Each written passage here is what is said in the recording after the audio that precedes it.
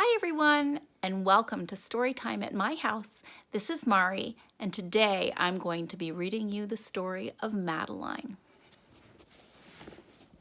This is Madeline by Ludwig Bemelmans, and as you can see, the cover is very old because this is one of my favorite books from when I was a little girl. And this is how it begins.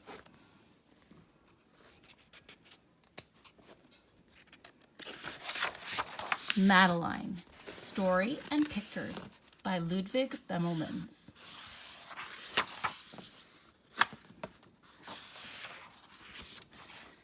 In an old house in Paris that was covered with vines lived 12 little girls in 2 straight lines. In 2 straight lines, they broke their bread and brushed their teeth and went to bed.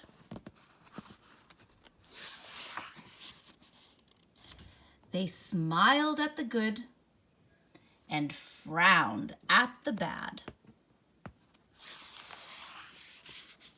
And sometimes they were very sad.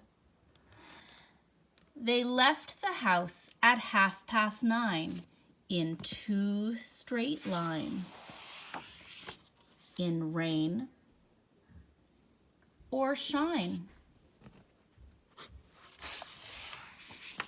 The smallest one was Madeline. She was not afraid of mice. She loved winter, snow, and ice. To the tiger in the zoo, Madeline just said, "Pooh, pooh." And nobody knew so well how to frighten Miss Clavel. In the middle of the night, Miss Clavel turned on her light and said, "Something is not right." Little Madeline sat in bed, cried and cried. Her eyes were red. And soon after Dr. Cone came, he rushed out to the phone. And he dialed DANTON 10-6. "Nurse," he says, "it's an appendix." Everybody had to cry. Not a single eye was dry. Madeline was in his arm, in a blanket, safe and warm.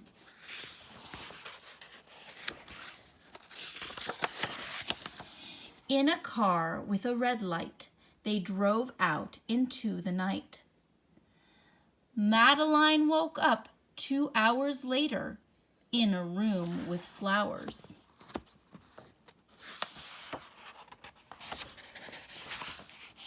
Madeline soon ate and drank. On her bed there was a crank, and a crack on the ceiling had the habit of sometimes looking like a rabbit.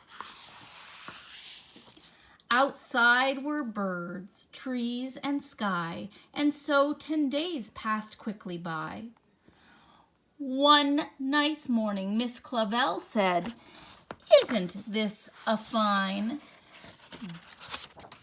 day to visit Madeline?" Visitors from 2 to 4 read a sign outside her door. Tiptoeing with solemn face, with some flowers and a vase. In they walked and then said, "Ah," when they saw the toys and candy and the dollhouse from Papa.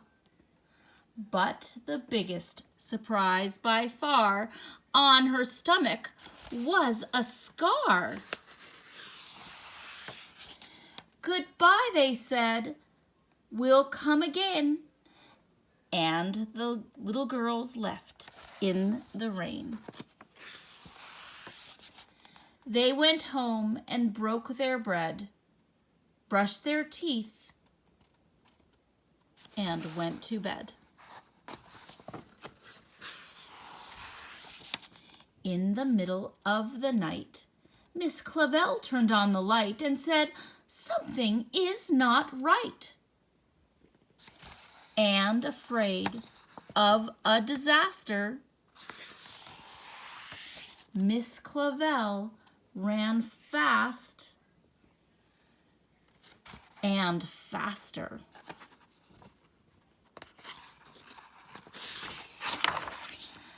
And she said, "Please, children, do tell me what is troubling you." And all the little girls cried, "Boo-hoo! We want to have our appendix out too." "Good night, little girls. Thank the Lord you are well. And now go to sleep," said Miss Clavel. And she turned out the light and closed the door.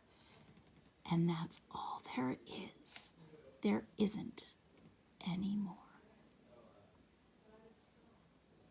And can everyone help me say what we say at the end of a book? Ready? The end.